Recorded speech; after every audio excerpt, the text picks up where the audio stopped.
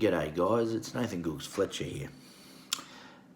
Welcome to my drunk philosophy. Today I'm going to talk about Brie Larson. Now, I haven't made a thing about movies. I think the last one was a few weeks ago, where I sort of said Hollywood needs to get its shit together and start coming up with some new ideas. And just recently they've had a picture of Brie Larson and Star Wars. Now, I haven't talked much about Star Wars, but Star Wars is actually my favourite movie series, especially the first three. I mean, I'm 40 years of age, so that makes sense. You know, they're the ones I grew up with, episodes 4, 5 and 6. And I didn't mind 1, 2 and 3. They were good movies. You know, thinly veiled how Adolf Hitler took power, and instead of Adolf Hitler, it was the Emperor, Sheev Palpatine. But here's the thing. They went off the rails. Episode 7 was good. It was sort of like, okay, we'll give you episode 4. You know, here's the new bad guys, and here's a Death Star, and, you know, it was pretty obvious where it was going to go. There's a few cool things along the way, like Han Solo. And you know, people were going on about Rey being a Mary Sue.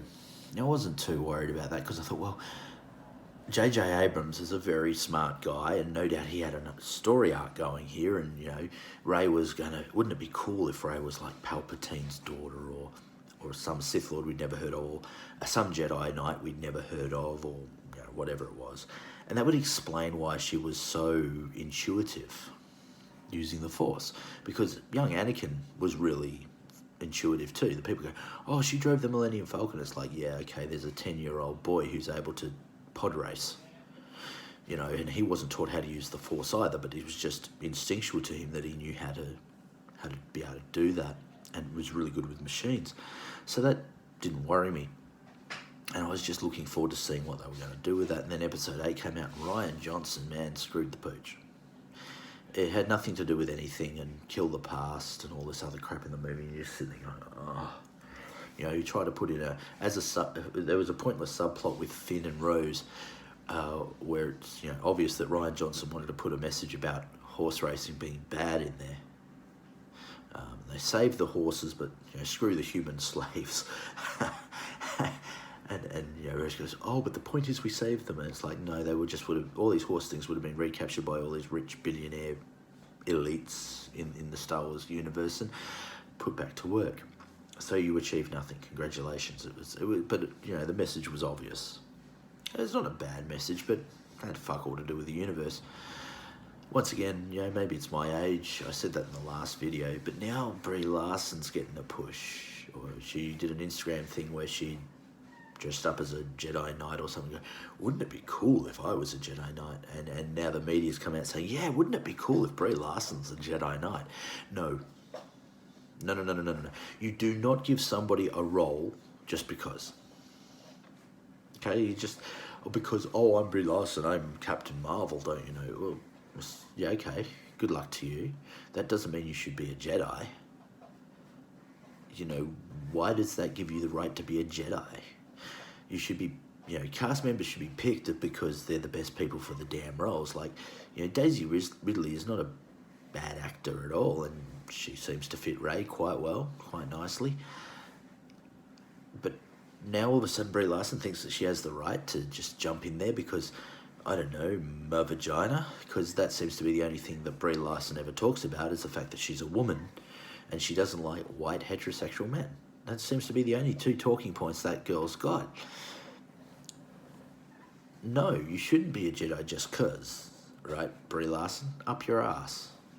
You know, I'm really worried about the Star Wars franchise from the point of view that, you know, usually a year out from the new movie, like if you look at, say, episode 1, 2 and 3, I can't talk about the other ones because Return of the Jedi came out when I was 4, but certainly 1, 2 and 3, there was merchandise out a year out.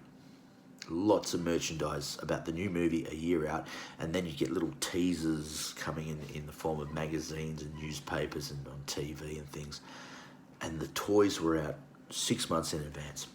All the new toys, just to add that air of mystery of what's going to go on next. And this time around, there's nothing. There's no merchandising. And that's where George Lucas made all his money. And Disney know that. They're not stupid. So where's all the toys? Where's all the merch? Where's that? I'll tell you where that is. It's not coming out. Because Disney know that franchise they've basically killed it, but they have to finish the trilogy. J.J. Abrams is back in charge, but, what's he going to do? His original concept for the trilogy is dead. Unless they're going to make another 2 films and make it a quadrilogy, which, they could. But at the same time, that means they'd have to completely destroy Rian Johnson's Star Wars movie. It's a sad state of affairs, and Disney just keep fucking up. I don't know what they're playing at. I read somewhere that Disneyland, right? There was fights there, like full-on fisticuffs and stuff going on there. And they've got this new Star Wars ride, and no one wants to go see it. And the park's really having difficulty at the moment, right?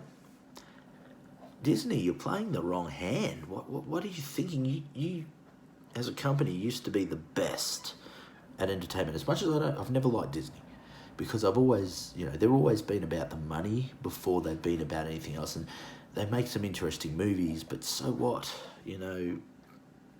They just seem to be all about the money, and it's proven more and more. But the thing is, they're losing money now. They're going to do a remake of The Little Mermaid with a black woman. Now, I've got nothing against the black woman. But when they remade Aladdin, they made sure they got a couple of people who looked reasonably Middle Eastern. And, Will Smith, they painted him blue. That's cool. Will Smith painted blue. That's different. He played the genie. It's like, okay, you've got Ariel, who's a white character, from a European mythology. Okay. The original story, of course, was Hans Christian Andersen. He was Dutch. He wrote a white character. And now they go, oh, no, we need to put a black woman in there. I'm like, well, okay, for the next version of Black Panther, are you going to, have, I don't know, Chris Hemsworth playing the lead character? Just 'cause? Why not? Let's just fuck everything. It's ridiculous. It's ridiculous. Disney, you've lost the plot. Once upon a time, at least, even if I don't like you as a corporation, I could say you were entertaining, but now you're not even entertaining. You're just mistake after mistake after mistake. You're dying on a hill for no apparent reason at all. You're committing harakiri for what? There was a young boy, a 4-year-old kid or something like that, who died in America tragically from a rare illness. And the father decided to do the right thing and say, hey, my kid, all he wanted when he died, before he died, was Spider-Man, an effigy of Spider-Man on his tombstone. And Disney said no, because it's related to death. And I'm like, your entire freaking corporation is named after a dead man. You've got effigies of Walt Disney everywhere. He's dead. Oh no, but we can't have our brand associated with death. Your brand literally is dead in that sense, right? He's a dead man. He's been a dead man for a very long time. I think he died in the 70s. He's been dead for a long time, Walt Disney. But we can't have our name associated with death. Do you know how many movies I could name where characters literally died, good and bad, including The Little Mermaid with Ursula at the end? Come on, man. And so this 4-year-old kid, all he wanted, was Spidey, his favourite cartoon character, his favourite superhero. And you oh, no, we can't do that. We can't do that. Big corporation, blah, blah, blah, rah, rah, rah. You bunch of mongrels, Disney. You are a bunch of freaking mongrels. This 4-year-old kid, his dying wish, just a picture of Spidey. Spidey, everyone's favourite neighbourhood-friendly Spider-Man. Why did you just say yes? You're making all these horrific mistakes. You're not the only corporation doing it at this point in time, but my God, you've just bought everybody out, right? And now you're going to fail. And now you're going to suck. Shame on you, Disney. Shame on you. As a fan of media, a fan of Star Wars, which you bought for $4 billion and have proceeded to how can I say this politely?